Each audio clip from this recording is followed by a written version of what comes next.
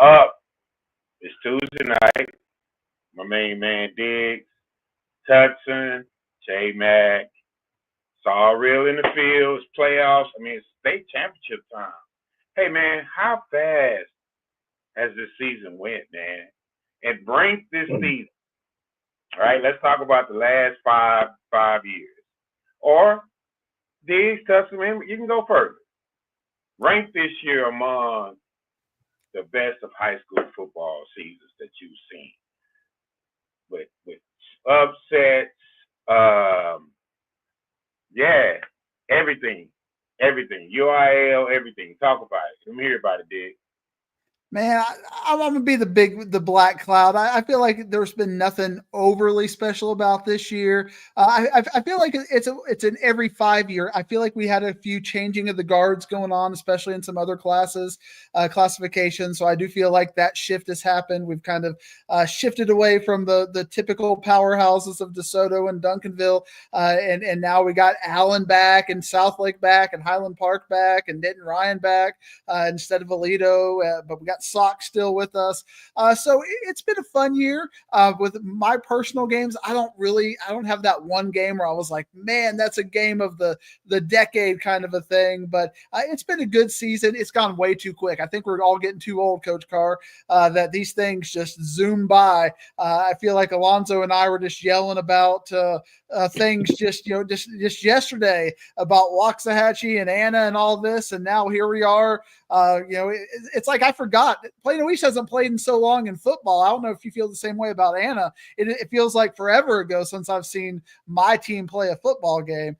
So it goes way too fast, but it's definitely been fun. And shut up, Lamont. I see you over there. Just shut up. Laverne Booty of the week. You know he gonna always comment. I'm glad to see that he's back and healthy again. Don't stay away from them BC paddles. They tear up the lining in your stomach. Leave that alone, man.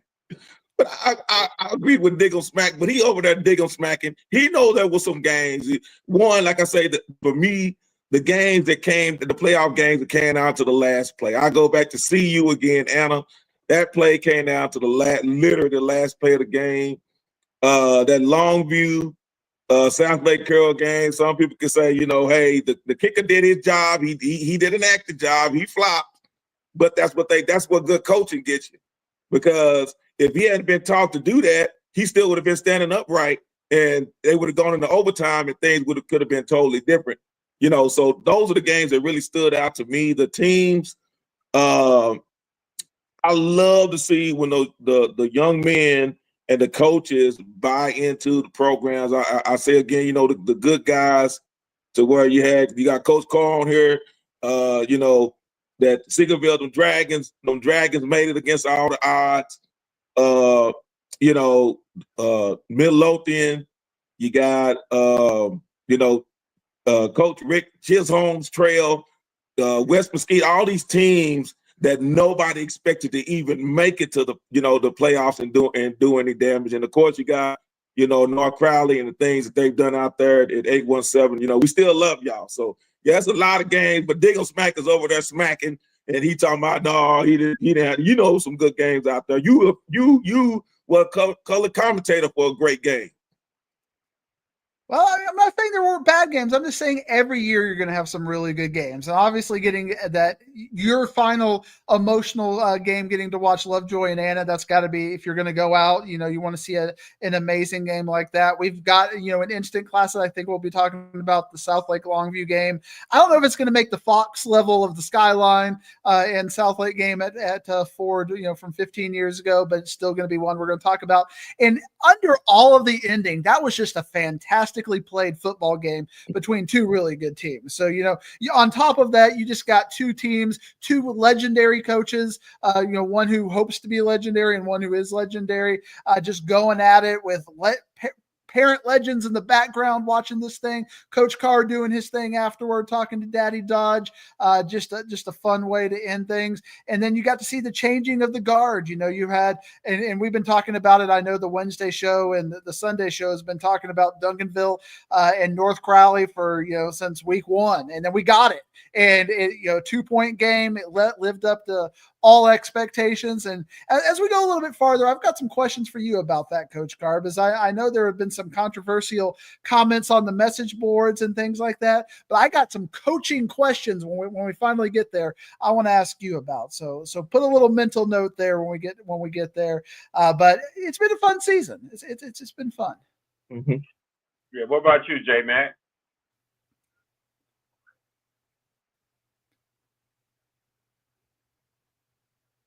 He's muted. That J Mac. My bad. What was the question? He over here in the chat's hanging out. Which is nothing wrong with that. My question to you is, J Mac, what would you rank this season in the last 5 years? Last 5 years, well, 5 years. I guess or longer. However, whatever. I think you know what? Since I've been in the media, I've learned to appreciate. I do appreciate freshness. So I think this year has been kind of refreshing from a media standpoint. As you know, you got to get the same old storyline. You know, people might think that sounds like you're hating, but really, it's just kind of honest because you can only say so much about the same teams and the same culture. So, I would rank this season as not the best, but I wouldn't rank it bad. Like I guess on a scale of 1 to 10, I would say this year was probably about an 8.5 for me. You know, I enjoyed like the Seguin run. I enjoy watching Arlington Seguin following that run. I enjoy watching the Crowley ISD, North and regular Crowley, what they did. I enjoy watching. Hey, I enjoy watching Hatch. What Hatch did, I thought was good. West Mesquite, I thought West Mesquite, Newman Smith, it was good seeing them do what they did. Creekview kind of came out of nowhere and actually showed that you can win if you know how to coach. Denton Ryan, you know, a little tragedy, you know what I'm saying? You know, RP to the DC and De La Torre and just his family, but just the way they came together, made a run. Seeing Richland do it again, I thought was really cool. Seeing Lonzo team kind of fight, you know what I'm saying, to show that they belong, you know what I'm saying, in 5A, I thought that was pretty cool. Man, just a lot of storylines that I enjoyed just watching. Seeing Seagoville go from 0-5 to actually making the playoff. Now they needed a little, you know what I'm saying? They needed a little boost, but they made it. You know what I'm saying? And I ain't gonna lie, man. Seagoville and Adamson, man, they fought to the end. You know what I'm saying?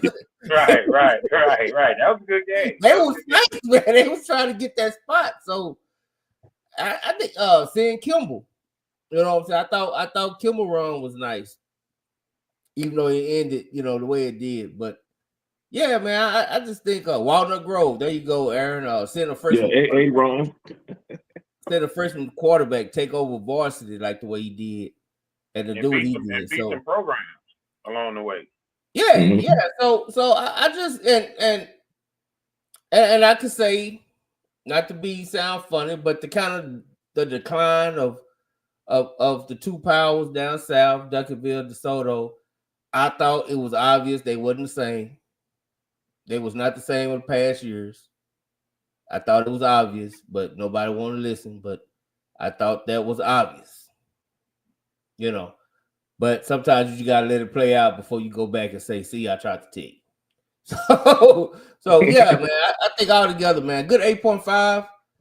You know, no complaints, man. I'm ready. I'm actually excited about this weekend. Yeah. I rate it really high because it's my first as a coach in high school. You know what I mean? So I got a chance to see different things and see it from different levels. And I can honestly tell you, once I got to because I got back into watching film again and studying and learning and you know what I mean? Just just reinvigorated. You know what I mean? So when I got opportunity to, after the season, to start actually watching football, I got a chance to experience the true love of the game, right? So why do you play this game? And I think when you look at, like, again, we could talk about Jack, right? I'm just talking about coaches. We could talk about Jack winning his first playoff game. You know what I mean? Going undefeated in district, winning his first district title. I think that's huge. Watching Coach Gates, you know what I mean, keep getting his program better and better and better, and really sitting back and watching what he's accomplished. Also, hey, let's not forget about Riley having the opportunity to win his first state championship. That he don't have to go against his daddy to do. I know that's gonna be a happy household. Lancaster, right? Lancaster, just what they did, how they got into the playoffs and actually won 2 games. And Longview, and how Longview did it. You know what I mean? I think that's huge. Salina, like, you starting to see the return of the programs. And we was on the show the other night talking about programs, and the guy was talking about Lufkin, and I'm saying, like, man, what is Texas high school football without Lufkin? Right? Like, what is Texas high school football without Dallas Carter? What is Texas high school football without Herman? I would like to see those teams, like, kind of come back and have a say so in the battle. You know what I mean? Because what it ends up happening is, it's kind of like in college. Man, what is college football without Michigan? What is college football without Alabama? What is college football without your blue bloods? And I think that was dope. But I think this season was good, man. J-Mac, like you like to say, man, I mean, the changing of the guard. You know what I mean? It's a new sheriff in town. We'll crown him when he win it all. Right? Yep. But it's a new sheriff in town. He beat the 2 teams that he needed to beat. So when we talk about scheduling and we talk about playing games, like, look how much better they got from playing DeSoto. You know what I mean? Look how much better they were prepared. And we talked about it on that playoff run. Like, there are going to be battle tested going into that Duncanville game because of who they played along the way. So I think if you look at this season as a whole, man, Alito, right? Like, whoever would have thunk it. Holland Park coming in with a sophomore quarterback, they going to state. You know what I mean? It's football, man, and the thing that to me that gives me that feeling is because around this time and around Christmas, they go together. You know what I mean? Like in college, man, we were getting ready for bowl games around Christmas. You know what I mean? We getting ready for a state championship around Christmas. And I think from the media standpoint, being able to see this from the time we started J-Mac to now, man, to just be on this ride and see it, it's amazing, man. It's a good season. It's a good season. So, outside of that, here we go. Now, Diggs, who surprised you?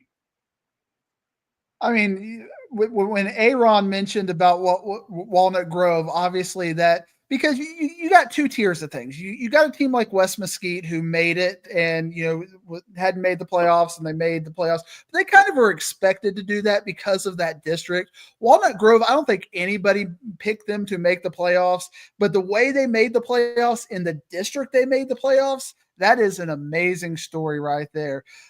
Some of my misses are more on the negative side.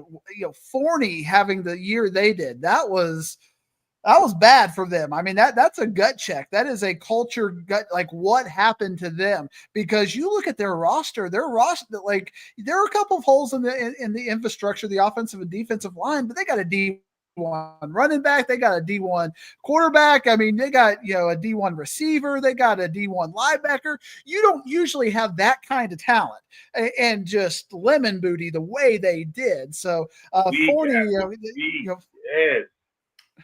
Go ahead. I'm sorry, man. I'm sorry. I'm just saying that was bad, on that end. And we kind of see the ending of some teams, a lot of people are like, oh, Duncanville and DeSoto. I think Duncanville and DeSoto are taking a step back.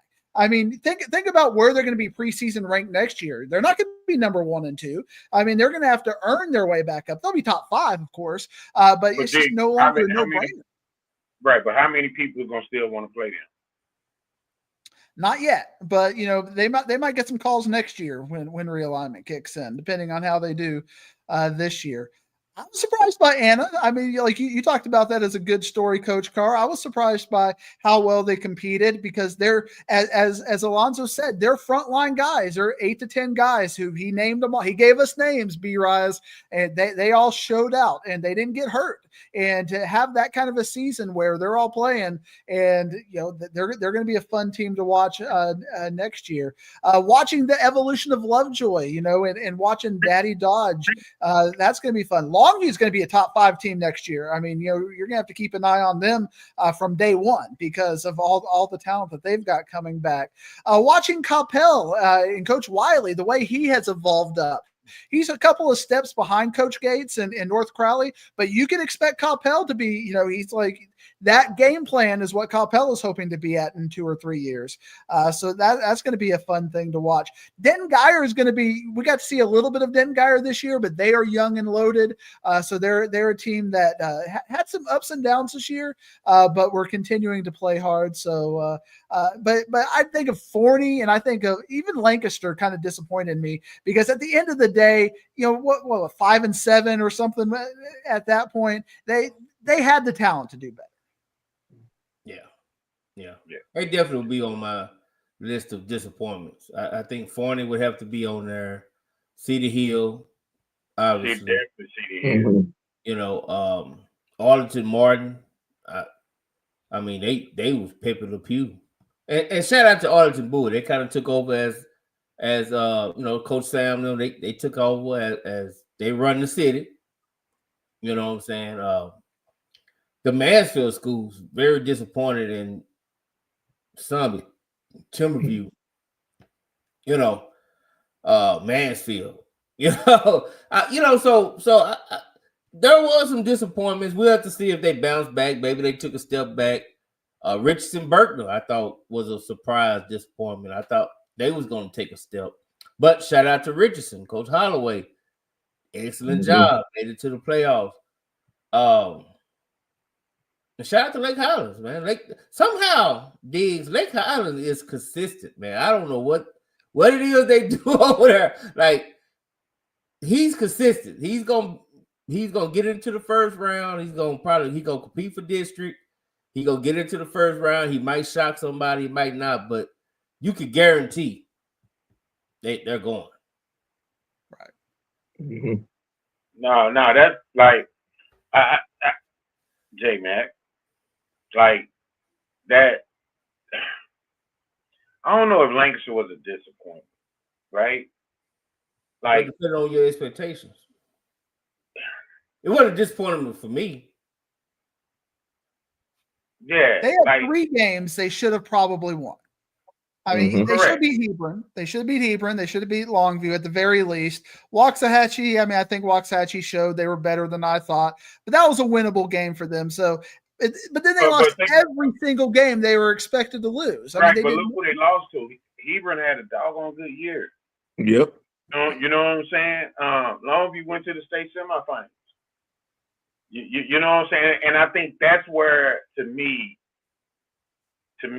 if you could see a path that Longview took to go to a state semifinal, you very well could have saw that same path for Longview. I mean, for Lancaster. Now, the only difference is that DeSoto game would have been a different game. I don't think DeSoto would have acted that way towards Lancaster. I think Longview just beat them up. bloodied their nose, as Coach Bo Schembechler would like to say. You gotta bloody your nose. You know what I'm saying? So I don't know. I just think that it was a little different. But I will say this though, man. Forney was a team that I knew before the season started. And I told you, I said, man, they're gonna be 14 getting in. And they didn't even get in. Mm-hmm. You know what I'm saying? And you gotta go back and look at that district. You know, Longview came out of that district. Mm-hmm. You know what I mean? So that district is gonna be if North Forney with Legend Bay coming back continues to groom themselves, continue to get stronger, faster, bigger, and another year under Shaver, they very well could make a run at Longview. And you got to think about who. Think about this though. Your top 5 picks, top 5 going in the state next year, right? And top 5 in the state next year. You said Longview being top 5. Well, Southlake could be in top 5 too. Mm-hmm. You know what I'm saying? With the talent they got coming back, and then most of them are juniors. You know, and then you got to look at you know, DeSoto. They fall out of top 5 altogether? Does Duncanville fall out of top 5 altogether? Who's the next household name? Mm-hmm. You know what I'm saying? So it's a lot, like you say, but I think what we saw this year are 2 very good teams. And I think Lancaster really will probably be a top 10 team.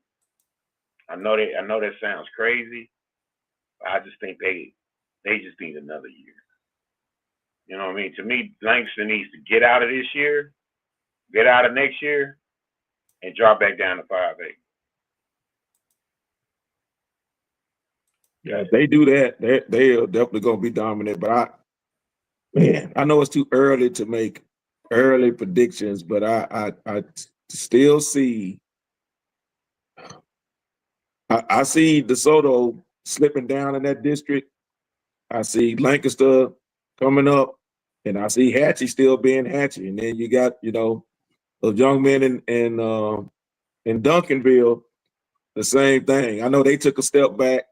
Well, I wouldn't even say a step back. To lose by 2, I know that was kind of in the chat.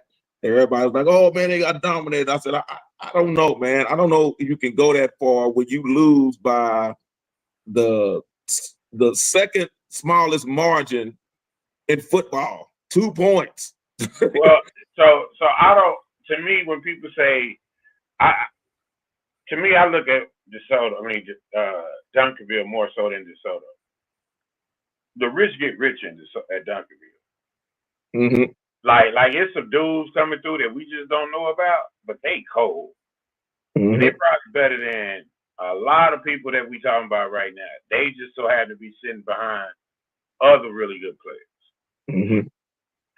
You know, Duncanville gonna be Duncanville. Yep, they're gonna be who they are. Yeah, DeSoto, that's a hard one. I just really think they're gonna take a slide back. But for me, the biggest disappointment of the year was McKinney North. Man, they had all this talent coming back. You gotta think they were in the same district with Lancaster and Longview the year before, and to poop the bed like they did, they had way too much talent. They definitely underachieved. McKinney North, oh man, I don't know. Y'all gotta have a come to Jesus meeting.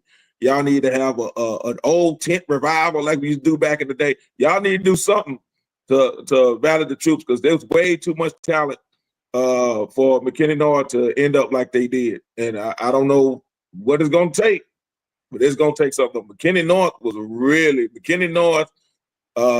like I said, we don't talk about them that much. I put them in the same category with Cedar Hill this year as far as biggest disappointments. My biggest, and we mentioned it before, that I didn't see coming was Walnut Grove. They played a road schedule the year before, and they were playing some teams tight. But when I saw them, because I went to that game when they played Anna, and it was a different team than the year before. That coaching squad at Walnut Grove, oh man, they got something. Like you said, in the district that you got to think they beat Melissa, they beat Lovejoy. Just think about that. That loss cost Melissa not even making the playoffs. And as far as Lovejoy went, think about Walnut Grove. That right there to me, man, that whole staff should be coaches of the year. Because for them to do what they did coming out of nowhere in that district, because I would say the toughest district outside of the original District of Doom, 11-6A, I think that would right up there with that district with Anna, Anna, Melissa, Emerson, and we ain't talked about them much. I think that's right up there with that as far as districts. No, what we didn't talk about was Melissa not making the playoffs. Yeah. That was, I don't think nobody on this show could sit there and say, Melissa's not going to make the playoffs this year. Yeah. No, I don't think nobody in the chat, like that's up there with the 50-point Longview put on the top. You know what I'm saying? Like nobody saw that coming. You know what I'm saying? So I think that's one of the things that might be the top out of left field. Yeah, that and Walnut Grove and the DeSoto would be the ones, up here. And I'm pretty sure somebody down there would be like Richmond Ramp because they came out of nowhere too. Yeah, it's a new school. Yeah. But to be fair, that is a surprise. But I mean, Melissa was still a top 8 to top 10 team in 5A Division II. That district was just that top heavy and that good that somebody had to get to his place. Right, but you wouldn't think that was the team that was going to get displaced. No, well, right. Walnut Grove. I agree.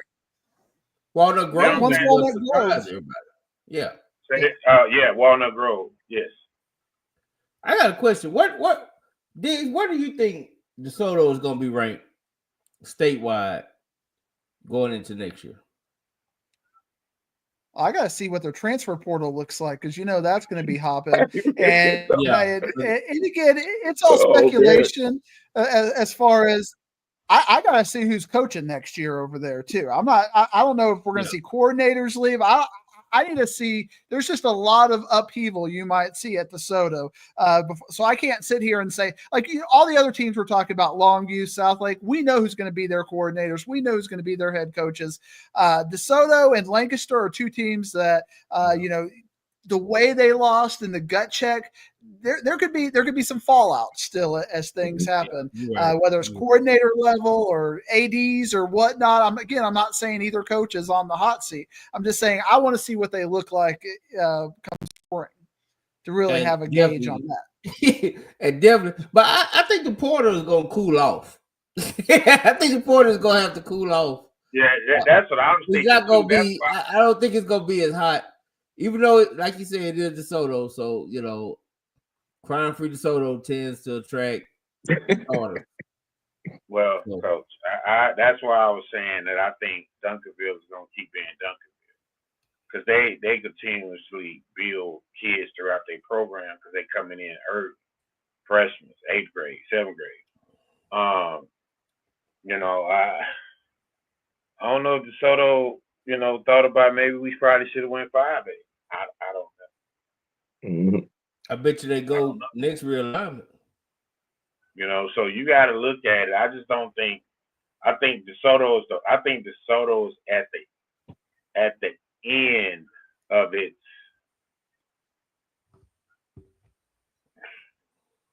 I ain't gonna say the end of its dynasty because that would be false. I think they are at the end of a period or an era or a time of dominance. Yeah. I think Duncanville too, though. I think we're looking at the end of both dominant eras. The reason why I don't say Duncanville as much is because they only lost by 2. Yeah, but look at who they losing. Look at who they Yeah, lose. and they lost, and North Crowley has to win it all for us to still feel this way. You see what I'm saying? So I think when you look at it, I don't necessarily know Duncanville. I think Duncanville and North Crowley are. North Crowley is the new. They're the Lannisters. They just came in, planted their flag, and you know what I mean. Well, Here I mean, we are. You know what I'm got to saying? prove they can hold it, right? Like That's what I'm saying. That's the point I'm saying is they can't. Well, for the last 3 years, they've been over there building, and I think this year you starting to see the flags come up. You know what I'm saying? They out there like this, just flags with the NC logo, and once they beat Duncanville, and even though it was by 2, I think at that point we saw a change of the guard. Well, we need North Crowley to finish it in order for for us to say, okay, you know what I mean. Duncanville is they lost by 2 to the state champion. I'm gonna be honest. I can tell you right now. I think the dominant team next year is gonna be South Lake Carroll. They are young, man. They got one senior that's playing anything significant. One. Yeah, that's a scary team. Any team from the tree of Daddy Dodge, as you all call them, it's hard to pick against any team that's being coached by Dodge. It really is. Like I said, that squad, they young. They really impressed me doing that Longview game, because I thought that sometimes that Longview was just gonna take it, and take over that game. But their defense, South Lake, I think we really, because the Dodge family is known to be offensive gurus, I don't think we really paid that much attention. I know you did, J-Mac, but a lot of us didn't really pay attention to that South Lake Carroll defense. They had some defensive stances that really impressed me. Oh yeah, that fourth down. When they went for it on their side of the field, and Longview couldn't get a first. They ran the 3 plays, same with Boosie. That won the game for them. That defense stand. Yeah, I'm telling you, man, they scary, dog. They are going to be scary next year. I'm just putting that out there. Better load up, get in that portal. What you think, Diggs? Like you about to say something? I'm just over here, Lamont. Just I don't know how y'all deal with him sometimes. Over here. We don't need. Yeah, leave Lamont alone. He all right. He's still dealing with it. What he dealing with? It's still raw for him, I guess. The loss or something. Everybody, good teams are getting transfers. It's not DeSoto specifically, Lamont. Everybody, Lido, Duncanville, South Lake, North, everybody gonna be getting their transfers. I mean, it's not. Again, I don't think Mathis is out there recruiting the streets or anything. I just think when you are moving in, because Texas, we know, is going to get a lot of move-ins. You can move anywhere you want. You're going to look at facilities. You're going to look at coaches. You're going to look at programs. DeSoto is highly attractive. That's not an insult. It's just that's a compliment to you and your program.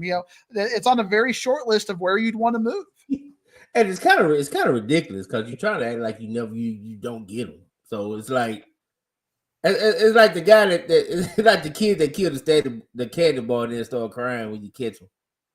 Like, why you always pick it on me? You know what I'm saying? Because you got it. That's why. You know what I'm saying? So, look, it is what it is. Let's not act like nobody gets them. Let's not act like you didn't get a couple starters. And it is what it is. They got 3 quarterbacks that went there as freshmen in their trip. Yeah. Like your top 2. Your depth chart came through the damn portal. Like, stop. Yeah, it's cool, let's let somebody mention it and we can move on instead of trying to fight against it. And now we have to have a whole conversation about it. Yeah, that's right. But you know what though, J Mac? Somebody said the parity, right? And I think if you look at these teams, man, yeah, like parity has set in. And the thing that my biggest issue is the push that UIL has been pushing this whole year. How does that affect people moving forward next year? You know what I mean? Like something's gonna have to give if you're a team that is built that way. You know, but again, the rich get richer and the poor gets poorer. Somebody's gonna have to take it on the chin for the pack. I'm gonna be honest. I don't think it matters. Like I said, I would like to say I want to see what Crowley looked like. I think they had some youngsters that's pretty good. Those good juniors are gonna be seniors, and let's see if some of them offensive linemen, mature.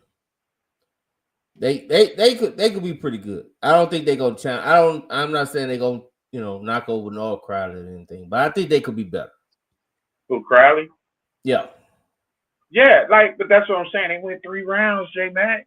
That's what I'm saying, man. Mm-hmm. Hey, man, Crowley ISD is doing good, bro. I said that.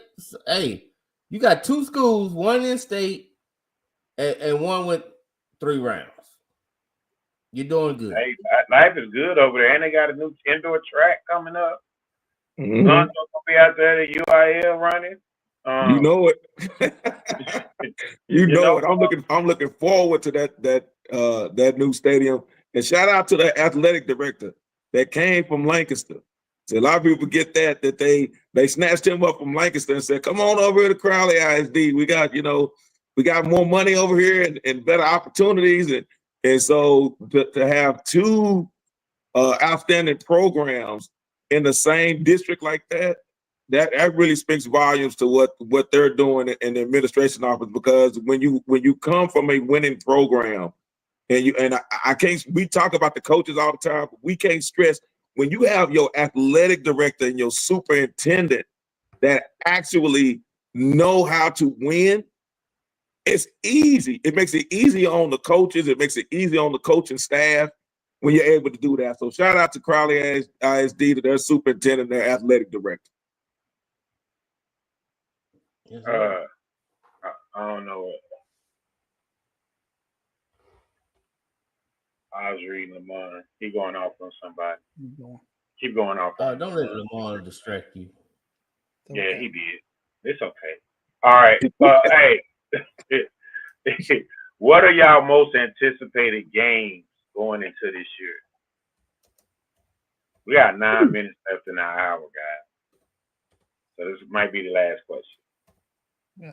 Well, let me ask you. I want to ask you a question, Coach Carr. I'll cede my time because I really want to get in your brain and ask you a question, because I think one of the controversies on the message board this past weekend, because you have the mind of a coach and you played college and all of your experience, I think you would know about this.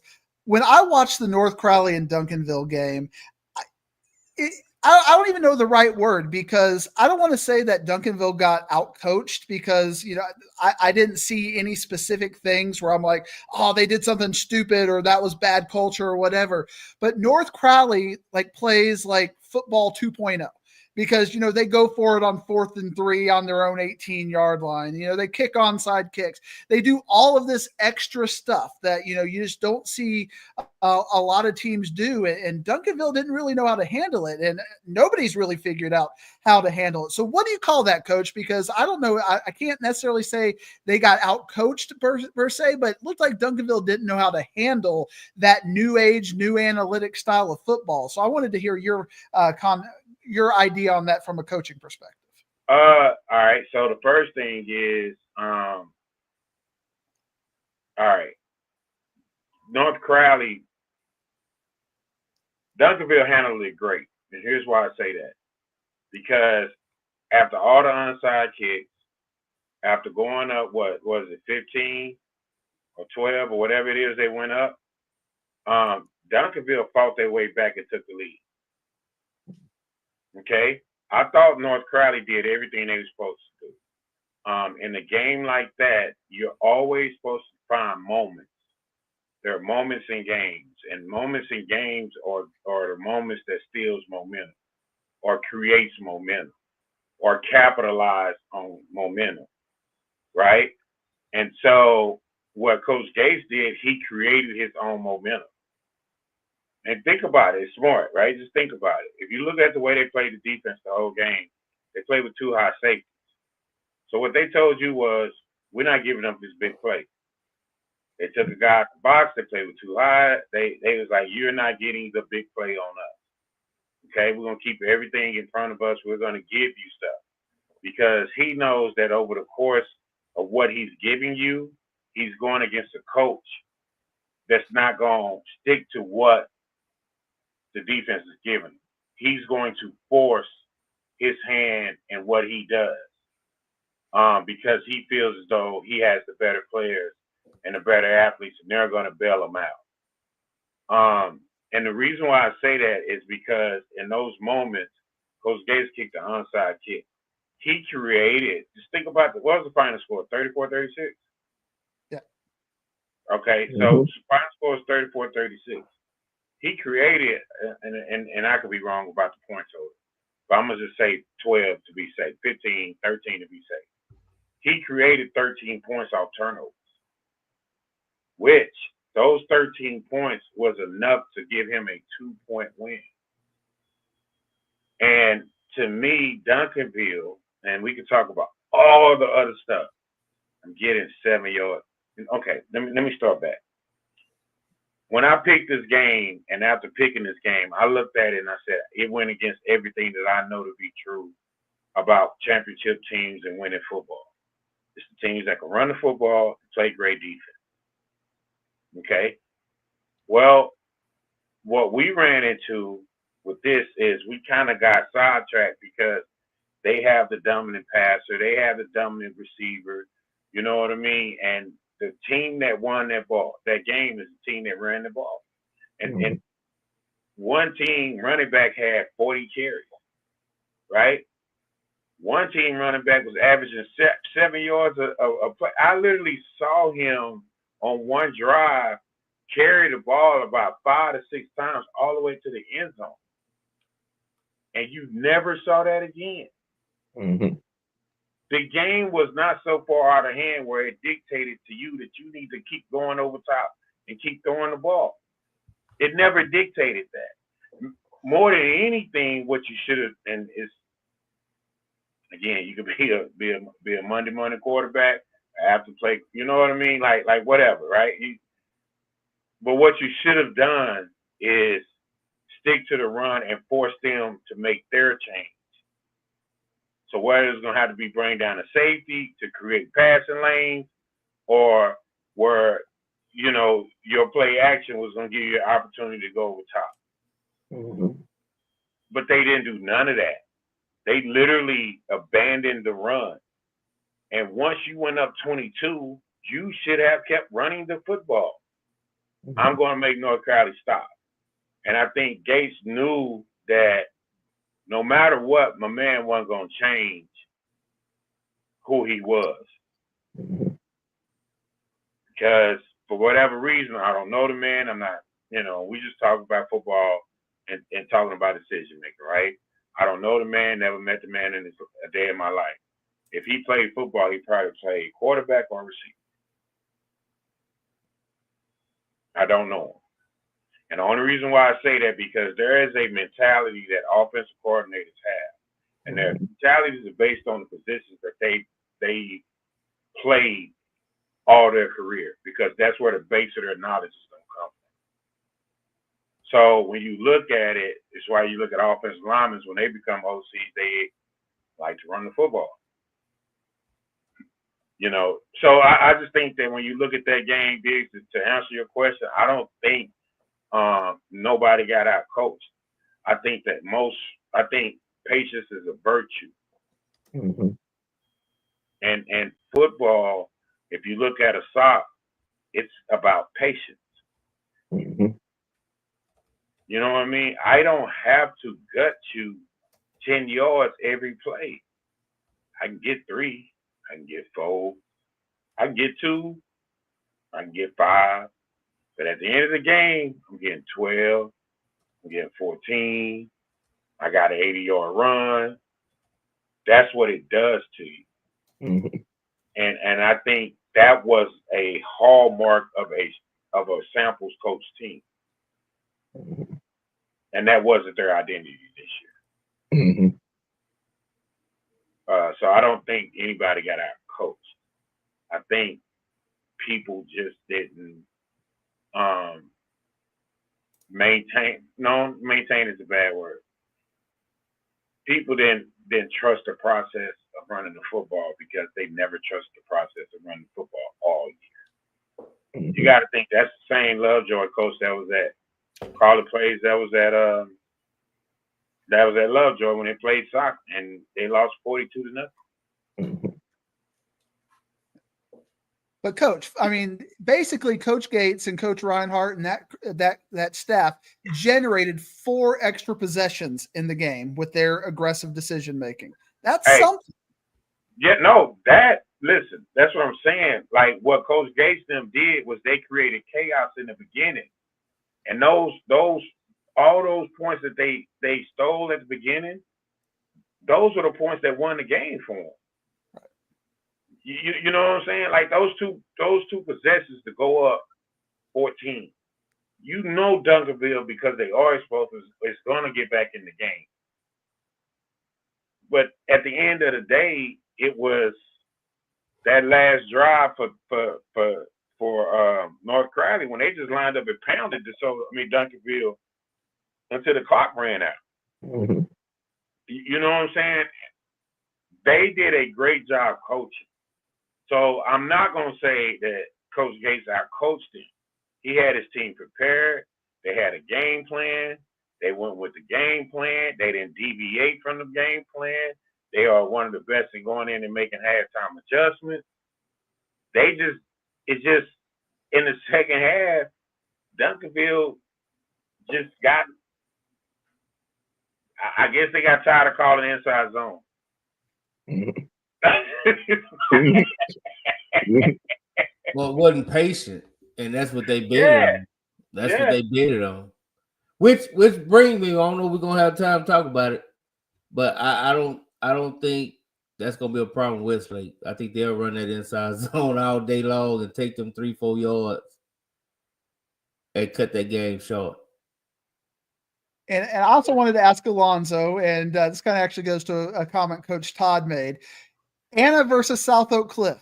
If Anna would have somehow got by and made it there, how would you see Anna have playing South Oak Cliff? Better than Argyle did or worse than Argyle did, Alonzo?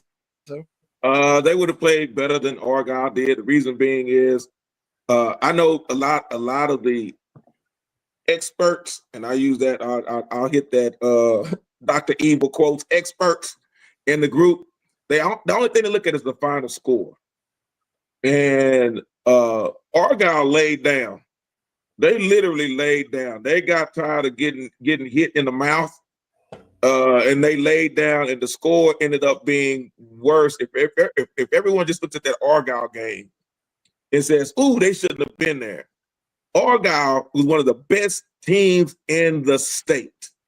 And I know I see Coach Todd is in there. Coach Todd, we didn't really get a chance to talk about 5A, because I'm gonna go ahead and say I said it from the jump when I set the brackets. I love my team, but I'm a realist. I already had y'all pinned. I didn't have y'all penciled in to win it all. I had y'all pinned in because y'all were on a mission. Coach Todd, I want to see you on there. Hopefully, after it's all over, I'm pretty sure that the Southside, the Dub Southside Foosball Group will have you on, and you'll have your baby wave brush with the one finger while you're on there, and you got your new Deion Sanders kicks on in the background, and you'll be hoisting that trophy. Because I knew this year, talking to you last year, and y'all were the only Southern Sector team that didn't make it, and see how things flipped 365 days later. You're the only Southern Sector team in it. So UIL don't have to worry about seating arrangements this year to keep the South Side away from each other, because y'all the only team that's there. So I firmly believe, I can't speak for J Mac, I can't speak for Coach, I can't speak for Diggum Smack, but I can speak for me, and I'm pretty sure they'll agree with this. Everybody already has y'all pinned in to be state champs. here it is after this weekend. I want to get. I saw him in the group chat there. But yeah, I'm a realist, and yes, I can say this: that Coach Seth Parr has already said emphatically, he and his better half, Miss Ampar, has said Sock is going to win it. So I'm gonna ask you a question, Coach Alonzo. But let me ask y'all this though. This is a real question. This is a real question. Argyle was undefeated, and they just beat the brakes off Lovejoy. Mm-hmm. They got manhandled.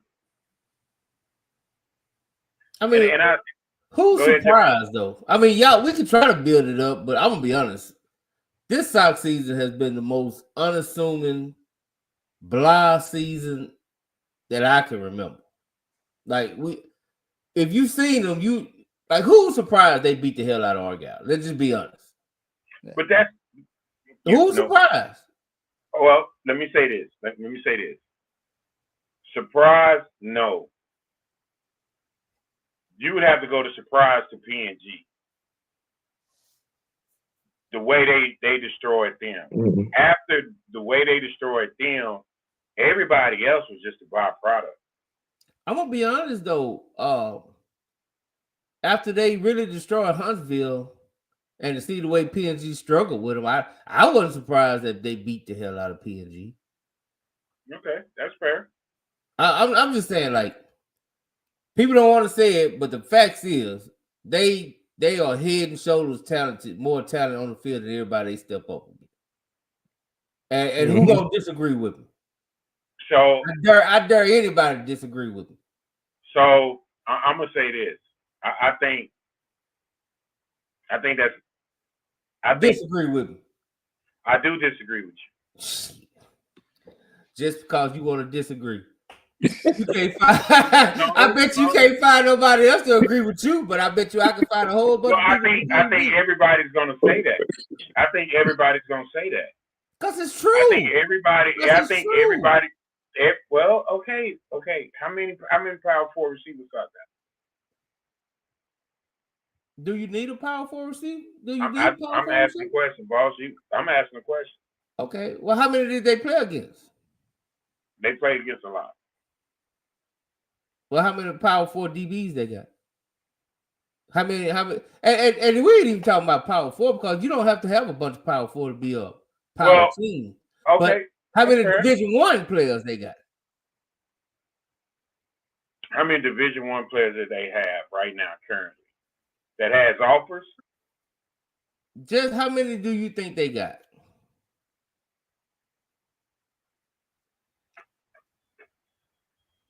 But watch Willow say, "Oh, they ain't got number 2 players that's going to go." I ain't gonna say 2 because they got more than 2 on their D line. They got how many? One of them is sophomore. And he don't start. They linebacker's going to Arkansas. He's already committed. Mm-hmm. Yeah. The other one already got P4 offers. The other one, he's really good. J-Mac, you'll love him. That dude can go. I already know. The corner, he gonna have power. He gonna have a he already got him. Okay, Gibson, that's 3. The safety is already committed. You got a safety that committed to Louisiana Tech. Okay, that's 4. Boy, I ain't never seen somebody try to think so hard. Dude, I'm literally thinking because watch this. Richard Randall got 2 D linemen that are D1. Well, how many on the O-line going to college? And they probably all go to college. Okay, D1 college. Because I don't think there's no NAIA offensive lineman on SOC. I don't even think it's a D3. No, but I do think it's some D2 players on SOC O-line. Well, it's D2. That ain't bad. No. Anywhere you can go play football is not bad. Why I'm saying this is, I think, and I'm gonna say this, J Mac, and you ain't gonna like it. I think for the people who think that way, they're not really taking into consideration how good of a coach job that they're doing. Bullshit. How many P4 players is on Longview offensive line? Okay, all right, J Mac. I'm gonna say this, and I'm gonna say this again. There have been teams that have had a whole lot of talent that ain't winning, Jack. One of them got beat by 50. But what they got to do with if the talent is It there? has everything to do with it. If the talent is there, the talent is there. But the talent has to be developed. You can't say never mind the fact. No, the talent has to be developed. Mhm. The plays have to be called. You Kids trying have to to say be put in the never right mind the position. fact that they got talent, and I'm telling you, when you go No, look you're at, undermining. To me, when you say that, I'm that, just telling you're the saying that truth. they can't coach. That is more talent than coaching. No, I go back and I say, talent. huh? Let me tell you something, man. I ain't met a coach yet that said they don't want talent. No, you haven't. You probably won't ever meet a coach and say you don't want talent. But I'm gonna say this: you can't mistake talent for coaching and coaching for talent, because they ain't the same thing. Nobody even brought up coaching. I said they head and shoulders had more talent than everybody. But I think I think when you say it and how you saying it in tone and your body language, you're saying that to say that they winning because they have more talent. Okay, when Alabama, when Nick Saban was on his run, did he have head and shoulder talent more than everybody when he was on his run? Did he have better coaching than anybody? But did he have better talent? That's what I'm asking. When But they were those sitting runs- players after players getting drafted. Okay, but they those was having- runs, those runs don't happen without coaching. But I didn't say it got nothing to do with coaching. I said, did they have the talent? Is all I said. Do they have the talent? They have talent. Yes, nobody's disputing they have talent. But don't try to belittle the talent to talk about coaching, because it's a whole lot better to coach when you got great talent. What I'm You saying see is, what I'm saying, right? These know what I'm talking about. nobody on here agree with you. Oh, you she.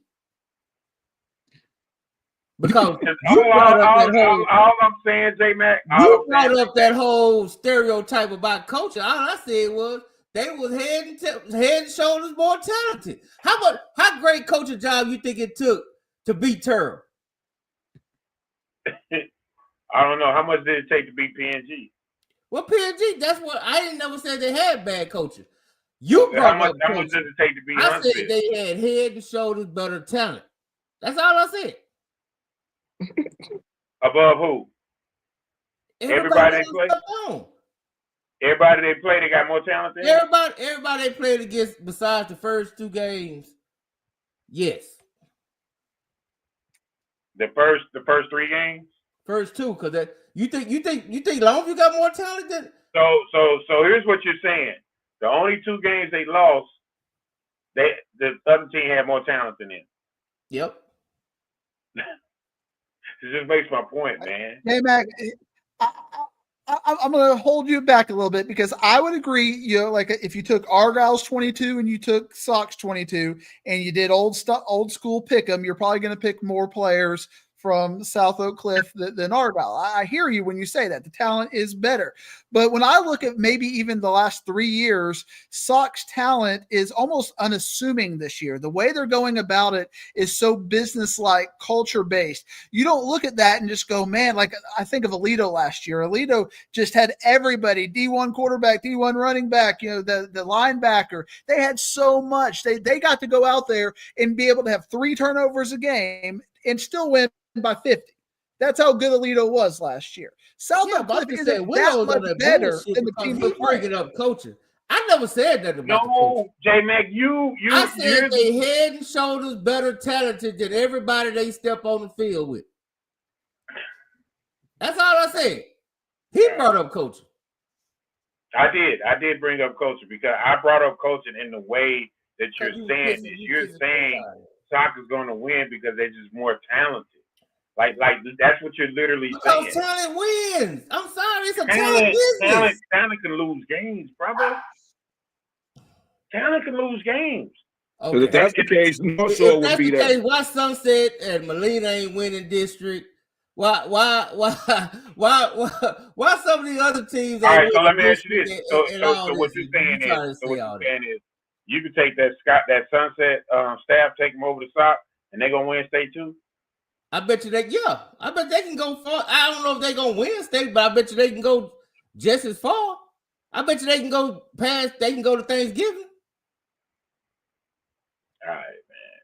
I don't even know my brother I over bet there. you they can do it, man.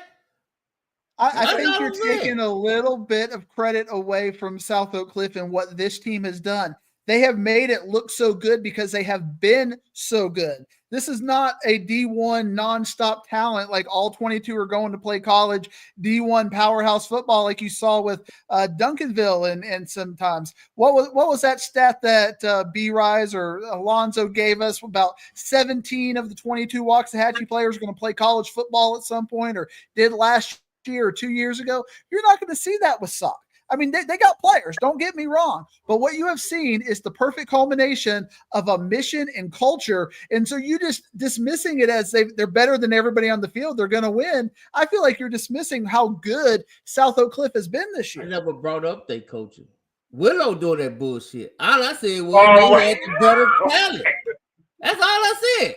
Like, I mean, y'all the one trying to minimize to stroke egos. I'm just telling you what the facts is. Ain't The fact nobody is, stroking no when you ego, got a better talented team, just go look at the youth football fields. Hell, the better talented team is gonna win. Now look, I ain't said nothing about no coaching. Willow just brought that in because he on some bullshit. All I said was they had better talent. And can't nobody argue that. J-Mac, I'll take it this way. If we talking about just standing on talent, not even mentioning coaching, then in the state finals, this weekend we should have seen Summer Creek and North Shore. And we're not seeing them this year. So every time they stepped on the field, those two teams, for the most part, were the most talented teams. Nobody, except me, talking about them, said that Westlake was going to beat North Shore and beat them the way they did. Because when we look at it on paper, North Shore was the more talented team. So when we come talking about just talent alone, that's one thing. But these teams have got to have coaching, because I've seen it both ways. I've seen teams this year that made the playoffs that had never made the playoffs. I'll go back to Rick Chisholm's Trail. They were everybody's homecoming, and they go to the playoffs. Coaching has an impact on that. You look at what they did in West McKee. Y'all have made a storyline over nothing. I get what you're saying. Willow was all this bullshit. Because this is what, and Todd, you know what, Swag is at Langston. You can go. I ain't mad at you. You go where you can get your ego stroked. Willow doing it. I ain't got to do it. Coach Todd, Coach Todd always do that talking. He gonna come. Willow brought up coaching. I ain't said nothing about coaching. Now Swagger will be happy to go over there and wear the shirt and celebrate with you and tell you the best and want to fight everybody. And hey, who knows? Tomorrow he might hate you. I don't know.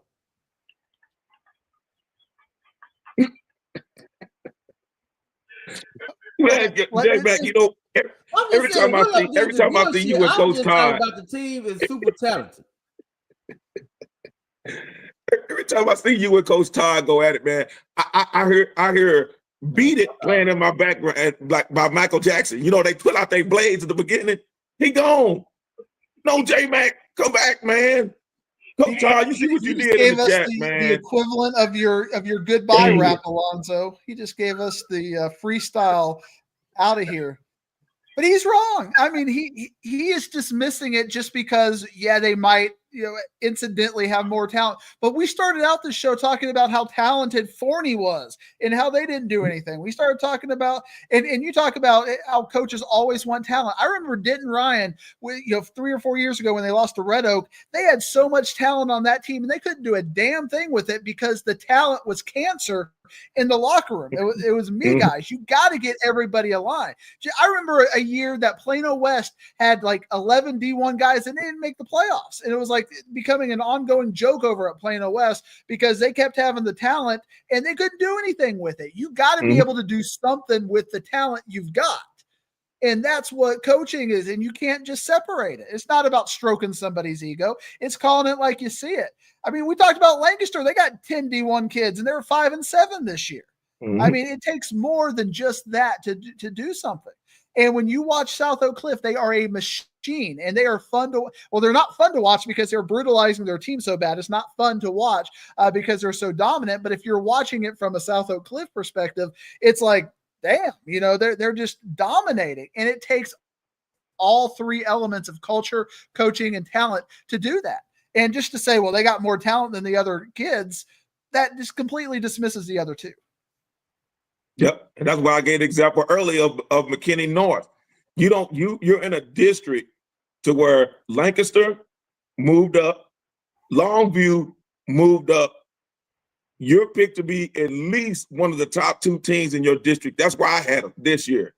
And to fall flat on their face with all the talent that they had coming back based upon what they just did last year, because they were a young group last year and coming back with all of these seniors, and they did absolutely nothing with that talent. That's why I said when you look at the game plan, I go back to a group that I picked, and I said that I live in the shadow of this brand new stadium that has never seen a playoff game. And Coach Carr went to the scrimmage and he said, man, and I said, I know the talent because I've coached these young men, but Coach Carr was looking at it from a perspective of, man, they ain't gonna do about nothing. And you said it too, Diggum Smack, and y'all were both right. Because you can have all the talent in the world. And if the coaching, and I'll say that, Coach Todd, I'm gonna say something. Because I know we have this stereotype, and some of us have bought into it over the years, that because they do the same thing, especially with black quarterbacks, and I don't want to get on this subject like that, that they say all the black quarterbacks are athletic and the white quarterbacks are mental gurus. They the smart ones. And that's the same thing that we kind of do. We kind of minimize our coaches that way. And we don't look at the fact of the coaching plays a part when it comes to talent. I go back to my field of expertise, track and field. If that's the case, can someone tell me why the men's 4x1 in the Olympics has pooped the bed for the last 20 years? And we have the most talented short sprinters in the whole galaxy, and the 4x1 always falls short every cotton picking year. So it's not just about talent. You got to have the right coaching. And I saw, like I said, Coach Todd just loved to go in the paint anyway. But Coach Todd, man, nobody, and that's why I said we really wasn't talking about SOC because everybody already knew. Like I say, everybody, I know picks will be done tomorrow. I won't be on. So I already said it. If I had my chart here, you would already see. I put it up a couple of episodes ago, and I already had SOC pinned in. I didn't pencil anything in. I pinned them in because with the combination of what you have, knowing when to rotate your running backs, knowing when I call him KO Pectate because he always soothes the stomach, when your quarterback knows when to do an RPO, he knows when to pull it and not give it to the running back and come around on that end or hit off the backside of that tackle, whichever way his backside is swinging, or when to give it to the running back, when to throw the ball. That's coaching. And I know that Coach Ward is the Robert Downey Jr. of high school football. He's just a dude playing another dude, pretending to be another dude. But underneath all of that, he's a track coach. That's a DB coach and a defensive coordinator. I know who you are, Coach Ward. But I get that because he got them boys ready, got those young men ready. So talent, all the talent in the world when you stack it up, because if that's the case, Melissa would have been in the playoffs if it was all about talent. And Melissa was sitting at home. So it's not always the talent that'll get you there. If you don't have the right people playing in the right position and calling the right plays, scripting the right plays, and using the talent. And I go back again, we don't talk about the interior linemen enough. We don't talk about, because I watched SOC just literally take the souls out of players on the offensive and defensive side of the ball on the line, just alone. So that takes coaching, because you can be the biggest and come out there and be the baddest. And if you're not doing a type of training program, weight program, and getting out there on the field and teaching how to tackle. That is one of the cores of football. I said this proudly to someone. I know I'm on my soapbox. I said this before, and it's gonna get me in trouble. And I love Coach Samples, Coach Brookins. You know I love you. You know I love you.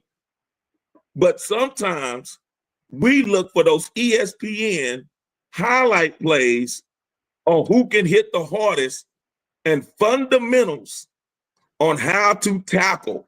I have seen more playoff teams just flat out miss tackles. They would try to do the hard hit and the player would bounce off of them. Matter of fact, because that's what happened with Gibson. Gibson should have been stopped at about the 7-yard line. That safety came and hit him. He bounced right off that safety and walked into the end zone. Fundamentals matter. Learning how to tackle matters. Learning how to shut blocks tackles. Learning how to maintain your blocks matters. That's coaching. That is coaching. So I'm off my soapbox. J Mac, man, I was hoping you came back, man. I love you, J Mac. You know how I do, man. You know I love you, J Mac. Come on, man.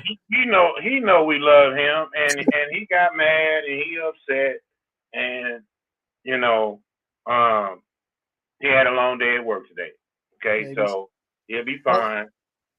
I want to pin Alonzo down on this because I'm giving him a soapbox to give us an Alonzo speech, and I actually think he may not think what I'm thinking about this. I'm not saying Anna would have beat South Oak Cliff by any means. I'm not trying to say that, but I think Anna would have played Argyle much better just because of their talent.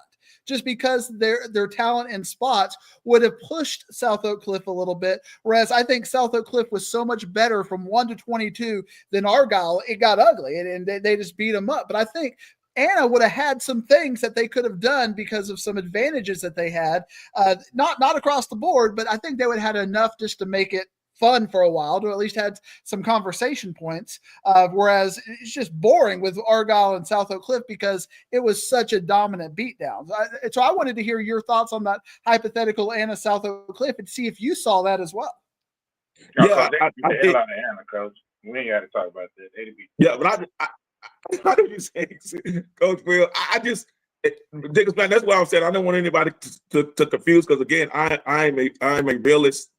And I just know, because I watched Coach Severe, the defensive coordinator, I watching Coach Parr, even when he was out in West Texas, they don't have, and I'm not saying Argyle's coaching staff wasn't it, but they instill in their players that no-quit attitude. I got to see and observe Coach Porter, who's the defensive line coach at Anna. And I've seen them with that whiteboard out there on the sideline, and they're going in the paint, you know, when the game, because, you know, Anna, a couple of games, they got jumped out on real quick and were doing some things. Matter of fact, Abilene Wiley kept jumping out on them real quick. And they made those in-game adjustments and saying, hey, we can play with them.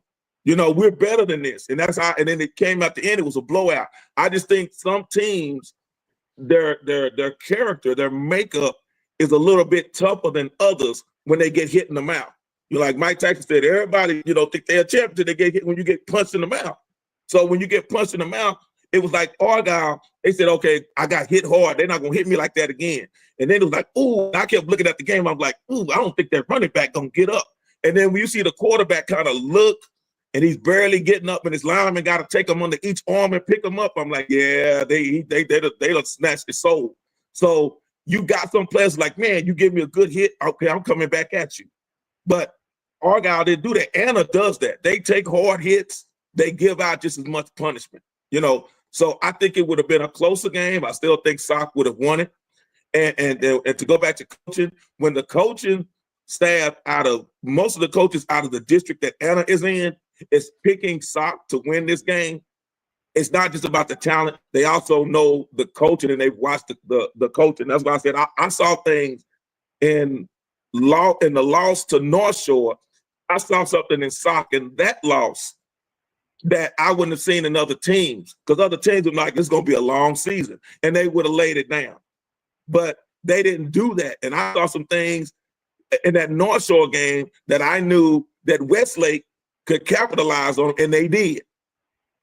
So it's some things that you can take out of a loss and you can use it going forward. And that's what Sock did. And that's when I knew when they played Longview, because we keep forgetting Longview was also in the semifinals.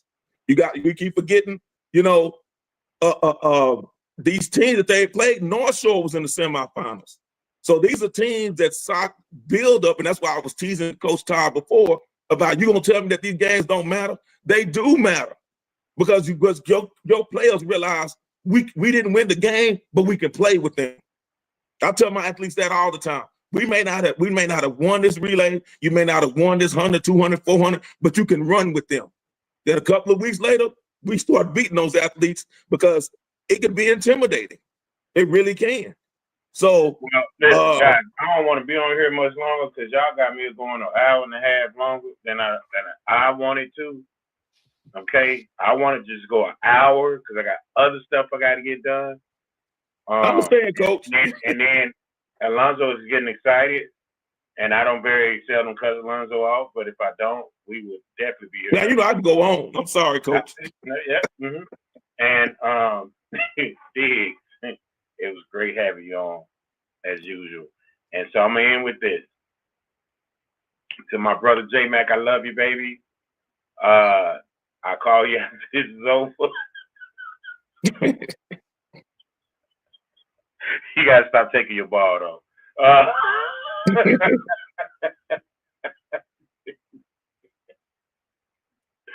Oh boy, that's my dude. All right, so look, I'm gonna holler at y'all. Y'all have a great weekend. We'll see y'all Sunday night for J Mac show. And man, thanks for the drop tonight. We're gonna have a good time. Diggs, any important words from you? Alonzo, don't worry about it. I'm not gonna go there with you because I don't have another out. But I actually just want to thank y'all because, I mean, you know, without getting all kinds of mushy or whatever, I kind of stand out as a little bit different on this kind of a show. And y'all have been nothing but embracing, kind. Everybody on the message board has embraced me. I know Step's got a little bit of a different, he's got a side ticket into the barbecue, but y'all's kindness, y'all's hospitality, making me feel at home. I just wanted to thank y'all for that because it has meant a lot to be part of this. Man, we love to have you, man. And speaking of barbecues, what you bringing? I'm a sausage guy. You got to have good sausage at a barbecue. I'll bring good sides too. Don't worry. Just don't bring no potato salad. And whatever. I love deviled eggs. Really, just bring some water. Bring some good water, we'll be good. We'll provide everything else, Diggs. I'm just messing with you, man. Hey, listen, man. Y'all have a safe weekend. Diggs, I know I'm going to see you Friday at the game. You going to the game? Yes? No? I know. You won't see me. You want to be there? Oh, that hurts. I don't go to state championships. You don't? What I do is not worth a media credential. I don't want to waste a media credential just to go talk about the games because everybody's talking about the games, Coach Carr. Everybody. When somebody gets a touchdown, you're going to see 22 people on Twitter saying touchdown. Like, that's what I do. I can do that at home. Yeah. Oh, well, you're going to watch the game, though, right? I'm going to watch the games for sure. I'm going to do Mystery Science Theater 3000. I'm going to be commenting on what they're commenting on the broadcast and kind of go from that angle. That's what works for me. So you have your own show going on? On Twitter. Okay, yeah, that's dope. Okay. Y'all make sure y'all go check that out and rock with Diggs on that. He stay dope. All right, but I'm gonna holler at y'all, man. Peace. All right, appreciate it, Coach. Dig on smack.